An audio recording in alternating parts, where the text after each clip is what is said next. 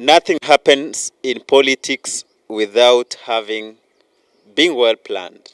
It is a script like it's being acted upon. I mean this by seeing all the political developments that we've seen recently arising from key politicians in our country. We've seen the president going many visits outside our country, more than 35 in 1 year. Politicians and leaders like Barack Obama only went for 8 international visits in their 8-year term. Politicians and good leaders, and this has brought a great debate in our country. Why does President William Ruto keep moving from one country to another country? Today, our analyst here is Edwin Ondieki. Edwin, how are you? I'm good. How are you? You look very fine. I'm good. Now, it has been said that the president of Kenya is doing many political rallies inside our country, is moving outside our country, is going different countries more than 35 times in 1 year. How do you say about it? Politics and travels, they mean a lot. Kenya is a developing country. You can't compare Kenya with America. America is a developed country. Kenya is just developing currently at the moment. We expect movements of the president, but not exaggerated like the ones we are seeing at the moment. The president is moving on a very serious speed. Kutembea kwa hizi nchi zote anaenda, unatumia pesa, and there is a lot of budget that costs almost $1 billion in one travel. So to the president of Kenya, I don't know if the last regime ni ila kupatiwa time ya kutembea kwa hizi nchi is throwing exploration than even leadership. So going out, looking for jobs, creating good rapport with other countries, relationship with other countries ni vizuri, but kuenda sana hapo ndio kuna makosa. You've said that he's exploring more than serving the interest. But the president said that he's doing these visits so that he's going to help our country, Kenya, get good deals, get good relationship with the international community. He's looking for money from IMF, he's looking money from World Bank, he's looking money from developed countries so that they can help our country, Kenya. He also said that many people are blaming him, and actually said now he will even add up the times he's traveling out of the country. You are a known politician, political analyst in our country, even our country, Kenya. So you want to say that the president doing more travels, the president getting out of the country more than he is in the country, affects our development in which ways? It affects our economy. And the fact remains, president is not going out, or the travels the president makes si za kusaidia mwananchi, ni zake mwenyewe. Ukisema sasa, wacha nikuulize, unataka kufuata maneno ya president kila neno?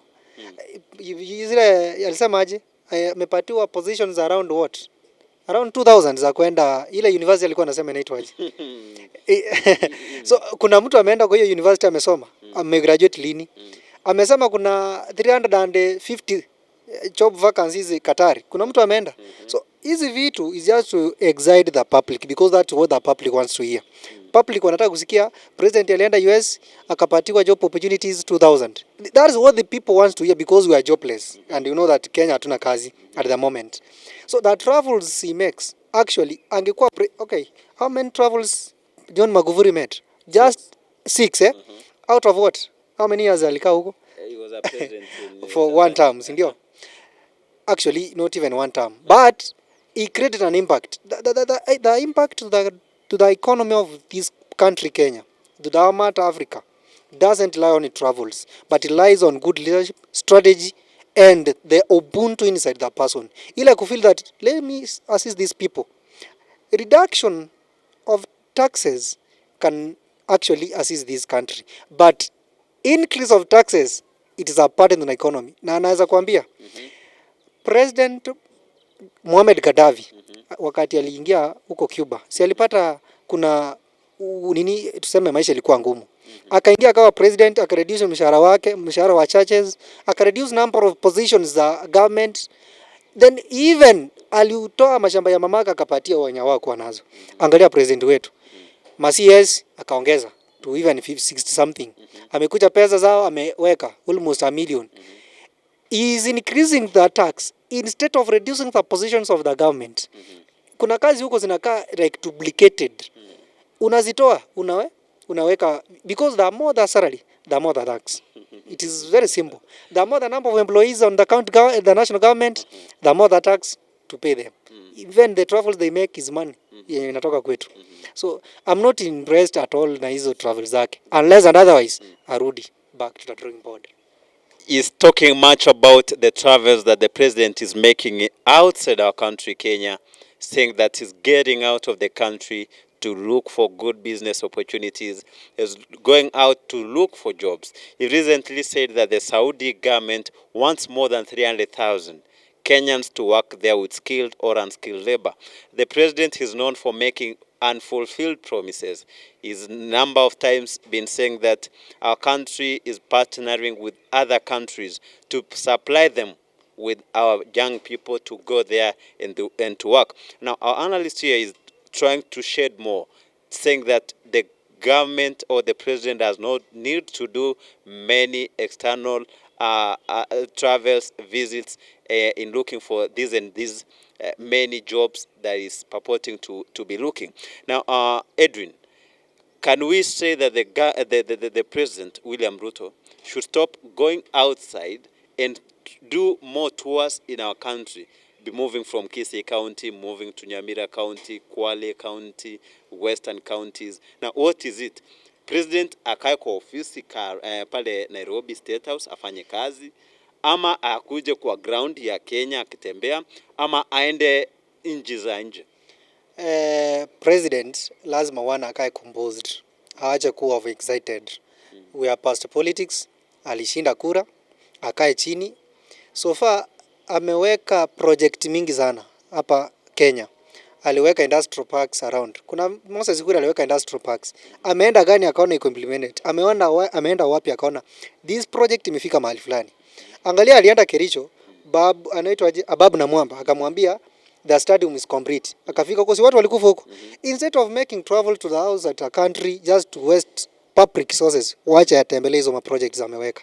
Aone indeed hizi pesa ninaweka kwa hii project imefika wapi. That is the impact of the president. Lakini kwenda huko eti ndio the spokesperson of Africa. Kenya is just a bedroom. Bedroom kamoja ka Africa. Africa is a big continent that needs all the leadership. Countries zote zikuje pamoja ziunde kitu moja.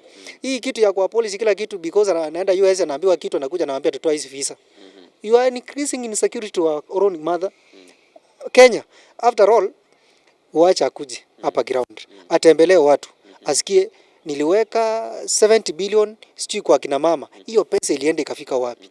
Niliweka kama hapa Kisii alifungulia barabara mingi, amewahi enda akaona gani imefika wapi? Hata Kipchumba Murkomen anaweza mdanganya ni watu wake, but they can just lie and make travels around the country.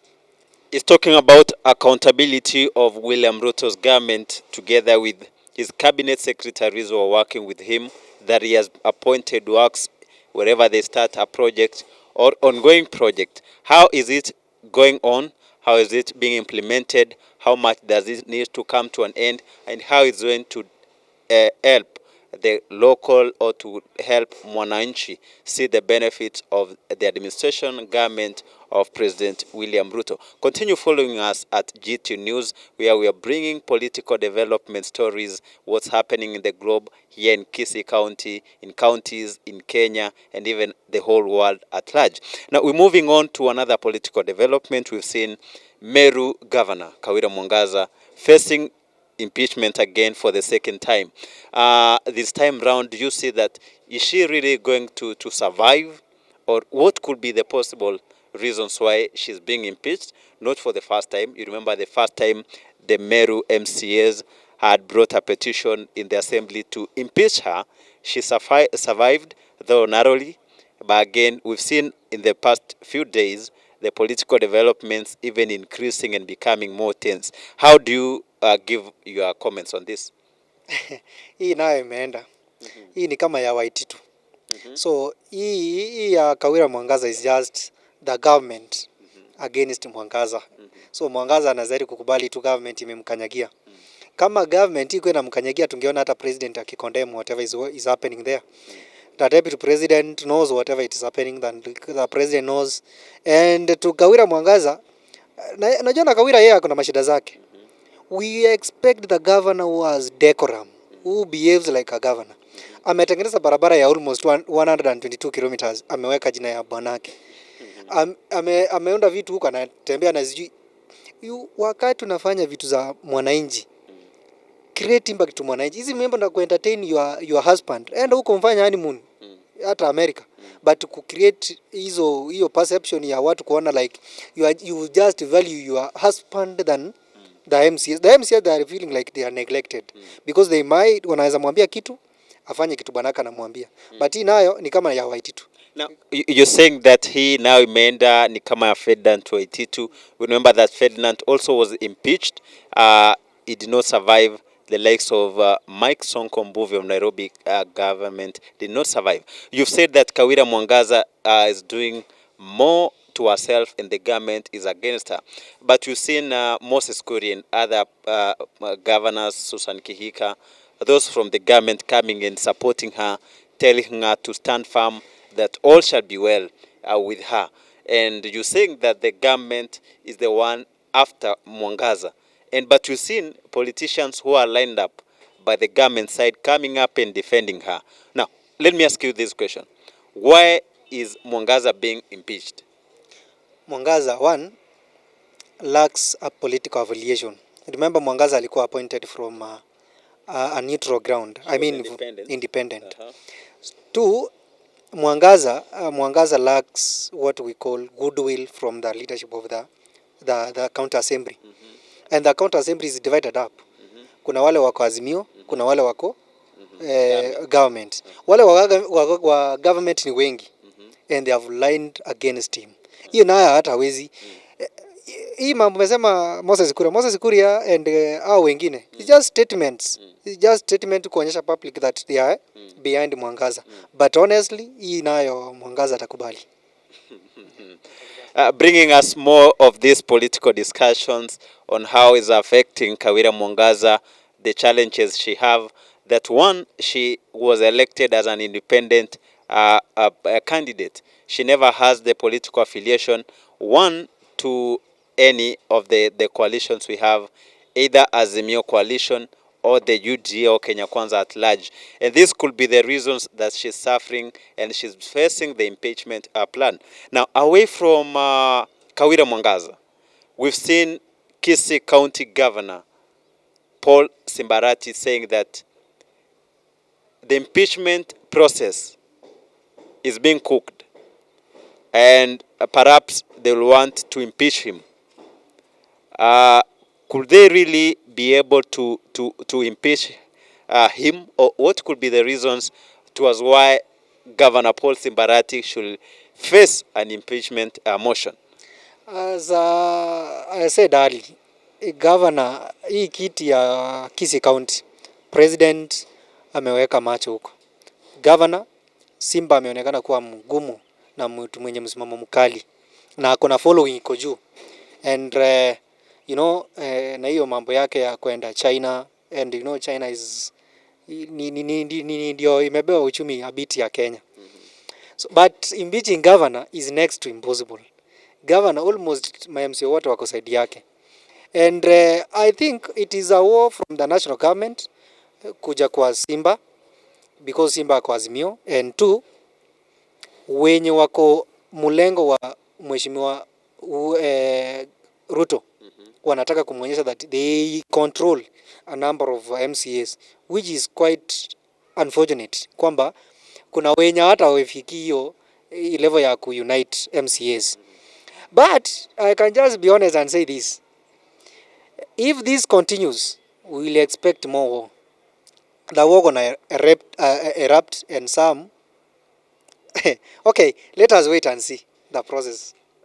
You know, this is coming after we've seen the political intimidations as to what the governor of Kisii County is terming to be. Last week, Kisii County had the GSU officers coming to Kisii County, and then having their Reke squad doing their investigations, arresting the border operators, and closing down some of their offices. And today we saw the GSU, same ones, going to offices of the governor, doing more and more, and we've seen it all over that they came and the police gave an order that the GSU were not sent. They were all doing their patrol and they went to relax in the county offices. Could this be true that they went to relax? JSU hawezi ingia mahali kwenda kurelax. And you know the stadium is under construction. So we don't expect askari watume kwenda kurelax huko because they are not part and parcel of the construction team yenye iko huko. So the fact remains the president and the higher administration from the national government, they are trying to push Governor Simba atulie kidogo because makali iko juu. But Governor Simba naye ni kichwa ngumu. But I believe sometimes governor should relax. He sometimes makes reckless statements. Zinafanya like president aone huyu jamaa anioni kama mimi ni president. So the president is trying kumwonyesha yeye ni president. Actually, hii kitu anasema eti wacha jeshi wakuje kwangu, they cannot do, they'll do. Si walienda kwa mtoto wa Uhuru Kenyatta, who is Governor Simba. Governor Simba is just a drop of water in an ocean. Atulie, afanye vitu zake. 2027 inamgoja and they should plan for this. It will reach a time hawezi hata kubaliwa atoe kwa nyumba yake kufanya elections. So sometimes he should control his statements. But we are in a democratic country whereby in a democracy we believe that the rule of the people, for the people, and by the people. Everyone has got a right to vie and to be a leader. Now, you're saying that Governor SIMBA ARATI might face more intimidations to the end. Do you want to say that there's a war between the president? Remember, Governor SIMBA ARATI is of Azimio, is the deputy party leader for ODM at the moment, and is appointment for ODM in Gusii region. And while President William Ruto could be wanting to have an influence in Gusii politics and even want to control, we've seen the chief whip, Silvana Sosoro, saying that we'll even send more GSUs come next week. Now that was today, and we saw the GSU being sent in. Now, do you want to tell us that there's a war between President William Ruto and Governor SIMBA ARATI? Not yet there. The president, bado ijafika kwa president. The war is between Osoro and governor. Supremacy war, the war that based on who has power than the other, who is controlling than the other. So Osoro is trying to use the national government machinery because he is the chief whip. Being the chief whip, anataka kuonyesha huyu mimi naweza leta watu kwa kuintimidate. And remember, Osoro aliwahi kuwa intimidated hapa Kisii Central Police Station time ya elections wakati Matiang'i alikuwa CS. Super CS. Yeah, Super CS. So we expect this. Hata ARATI atakuwa intimidated. But saa hii ni kumtishia. But going forward itakuwa mbaya. Now, you're following this exclusive interview here at GTune TV, where we are doing these unbiased political discussions. We are impartial. We don't favor any side, but we bring you interviews that are straight to the point and analyzing what's going on. So if you've not liked and subscribed, we ask that you subscribe, like, and even comment so that we can give the government, the national government, the county governments, the good information on how they can improve the developments and major policies in our country. Now, in these political developments, we've seen Governor SIMBA ARATI, in most cases, differing with Chief Whip Silvana Sosoro. Not only now, before the elections, before 2022 elections, we saw them fight in funerals. During the elections, we saw them quarrel and disturb people all over. And now, after elections, now SIMBA ARATI is the governor and Silvana Sosoro still the MP for South Mugirango, and even added another seat, becoming a chief whip. Now, what could be the real problem between these political wrangles? That the two sons of Gusii land cannot sit down and unite for a unity of purpose to improve and take the politics of Kisii County maybe to the next level? Why can they not unite and have peace? Because in most cases, when they meet, they say that we need to come together. You're my brother, I'm your brother. We need to discuss on how to have unity of purpose and even take our county to the next step. Now, Edwin Ondieki, what do you think is the real challenge? What is the main cause, maybe, do you think could be the problem that are affecting the two politicians? One is political affiliation, and two, ujana mwingi. These guys, you know, they are young. Osoro is young. Osoro is the first time anapatiwa position kubwa. SIMBA ARATI is young. You know, pia akona position kubwa. He is the president of this county. You know, kuwa governor wa county ni kama kuwa president wa county. So wote ni vijana. Damu inawachemka. And two, ukiangalia vizuri, the supremacy. Kila mmoja anataka kutetea bosi wake. ARATI anatetea Azimio hiyo ya Raila. Ukiangalia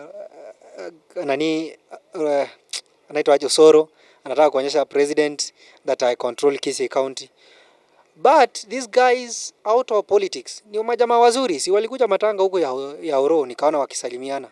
So out of politics, outside there they'll fight kuonyesha wakubwa indeed they are fighting. But I want to be very honest. If this continues, watoto wetu hapa Kisii County wataumia. Watoto wetu hapa watakujiwa. The gun gonna be built to defend either boat. You know, huyu anaweza kaunda katimu kake kakumtetea, ula aunda timu nyingine. But Kisii County, I want to be very honest, Osoro sometimes goes beyond his lanes. Mambo na oversight na kuangalia governor anafanya nini, hiyo wache Onyonka. Onyonka aliunda timu yake ya oversight, wacha afanyie. But otherwise, sometimes bawa zikikuingia kwa kichwa unaweza kaa wazimu. So we will expect that. It's normal. It's quoted that power is transient and power is very sweet. But the moment you let power oversede you in your mind, it will make you believe that there's no other power that supersedes your power. And this power, I mean, there's the power of God. And you've talked about oversight. In one word, or in 2-3 words, who does the oversight for a county governor? Richard Onyonka, the senator. Let me not say Richard Onyonka but Richard Onyonka is the current senator. So whoever does the oversight is the senator. Senator ndiye anaangalia governor amefanya nini, budget yake ni gani, kwa zile project aliweka gani zimekaa implemented, gani zimekuwa completed, gani zimeweka, how much the amount tendering, vitu kama hizo. But ukileta eti chief whip, because yeye ni chief whip, you know, Osoro will count him as the MP, whether is the chief whip, whether is the god whip. Yeye anapaki kuwa MP until amekuwa senator. But saa hii kama kuna makosa yenye Osoro anafanya, then let us be honest, the senator is reaping. Probably Onyonka is reaping. Now, being a political analyst, now what is Osoro doing? Is he doing oversight for Governor SIMBA ARATI, or is playing opposition leadership for Governor SIMBA ARATI?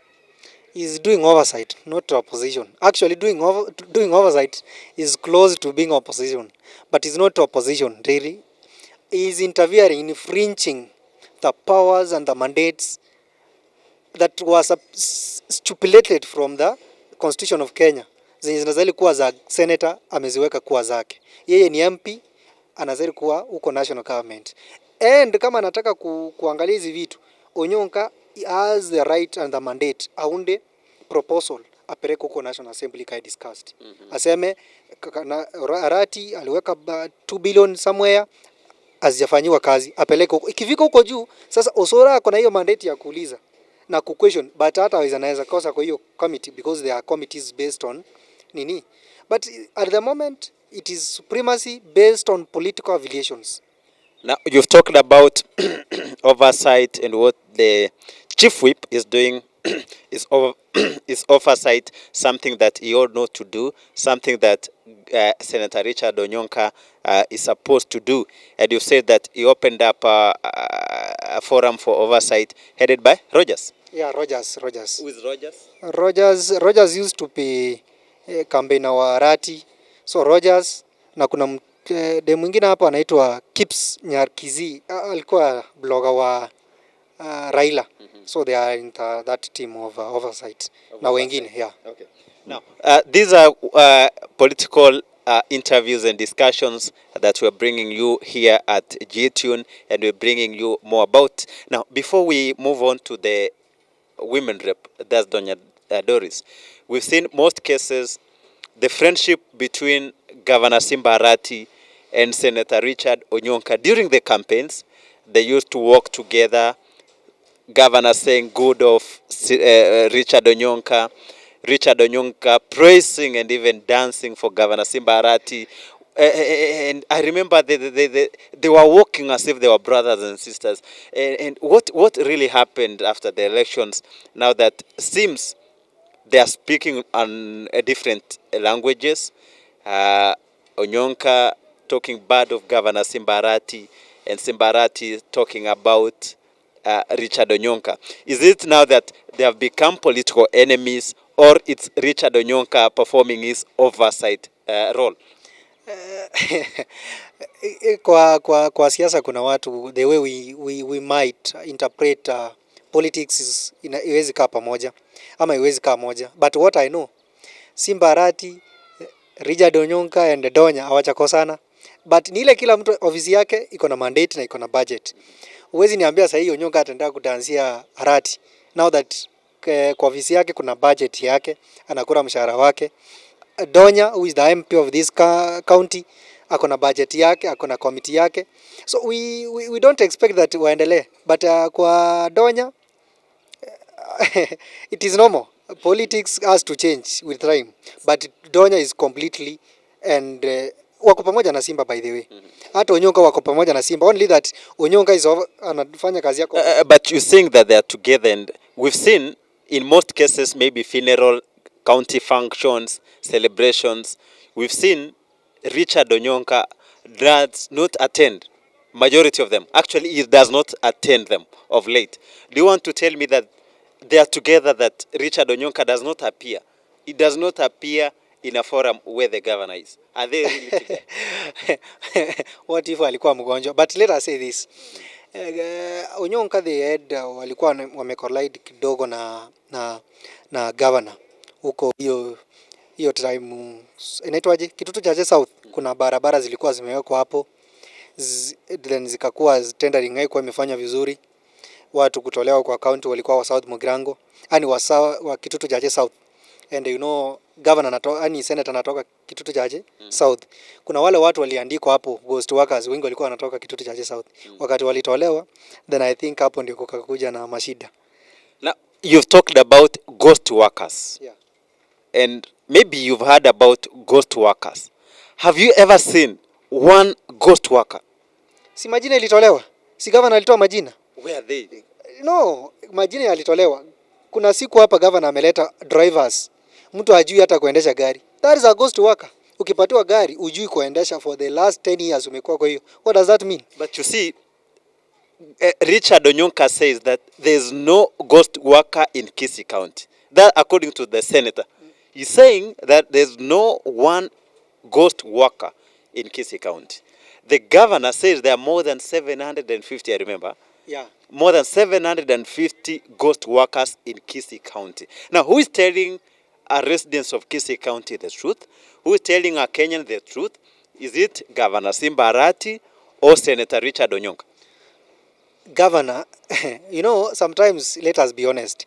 Governor time wali TV ziliwekwa hapo, capital zikaweka mpaka Suneka, aliproject kila kitu akasema hawa ndio ghost workers.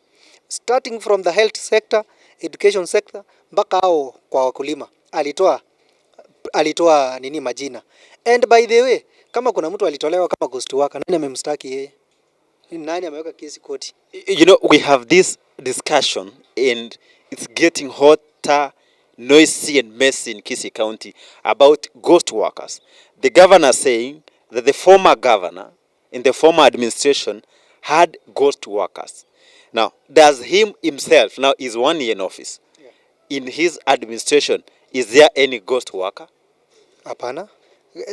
Okay, mimi siwezi kataa because I don't work closely with the governor. Mimi namjua tu kama governor. But what I know, kama kuna kitu governor Simba Arati hataki, hata anaweza kufa akitetea, ni kuwa na ghost worker. Ni kuwa na people who are being paid extremely high. Unapata like, unajua hii county hatujawahi zoea watu wakifanya kazi. People unapata mtu ako home. Mimi nimepita hapa hata drainage ziko sawa. What does that mean?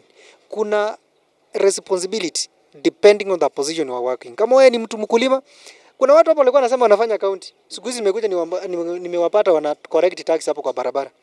But the collecting tax in uniform or they're not in uniform. No, you have to put as mtu anakuja anakuambia, Emmanuel, mimi nafanya county kwa vizia governor kama secretary.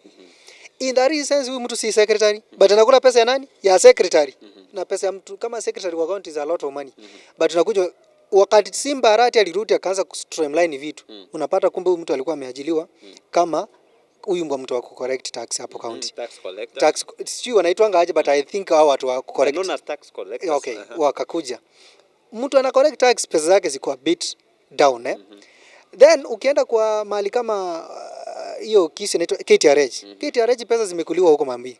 So Arati is trying, okay, but honestly alianza mapema, but na tena akacombine mashida zote anataka kusolve once ndio move forward.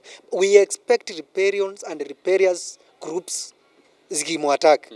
Mostly the political moguls, business moguls and the cartels who control this country and this county. Cartels kwanza ndio wabaya. Hao ndio hata wako behind, unaweza pata hata there's this term cartel. Who is a cartel?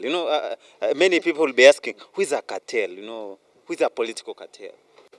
A political cartels, these are cartels who in one way or the other, either they finance or they make decisions on who to be elected. Who to be elected. Yeah. Now, it's talking about the challenges that are affecting Kisii County administration, whereby the governor talks much about corruption cases, talking about guest workers, people who are employed, but they are not working, and they earn taxpayers' money at the end of the duration that they need to be paid, and more others. Now, we've seen some few days, I think, in Bogiakum ward, where the governor had the church services. Yeah. And he said that the county government in the first year has made 1.3 billion. 1.3 billion. And Silvana Sosoro and the Donya, the women rep, Donya Doris Toto, they're asking the governor, what have you done with the 1.3 billion? Where have you taken the 1.3 billion? Where does this money go? Who owns the budget? Who controls the county budget? The problem with these county leaders, goosey leaders, let me call them goosey leaders, is superiority and cloud chasing. Instead ya kuja kuuliza governor kwa watu eti umefanyia hizo pesa nini, umeenda mara ngapi umemuuliza amekataa kukuambia. We all know kwa county vitu ziko bureaucratic. Si kitu anakuja anasema wacha nitoe hizo pesa niweka hapa. There are standards and the criteria used before you make budget. Pesa zimetolewa like hizo wamesema 1.3 billion zinaenda wapi? It is a long budget. It's a budgetary thing that depends on the budget of the county assemblies, MPs au ma MCAs. MCA atakuja aseme ama MCA wale wamesimamia kwa budget watakuja allocate hizo pesa depending on the needs and the prioritization of issues za county. But at the moment I cannot say zinaenda wapi because budget itasomwa ya county. Indeed kuna projects bado hazijaisha mingi sana. We'll see. We'll see as the time goes by.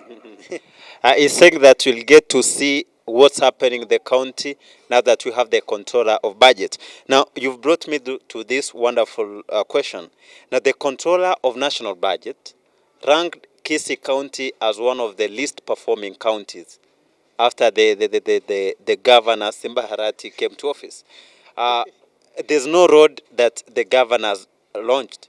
And in his manifesto, he's talked about he's going to work on roads, work on hospitals, improve education, ECDs, and programs that the county governor is mandated to perform.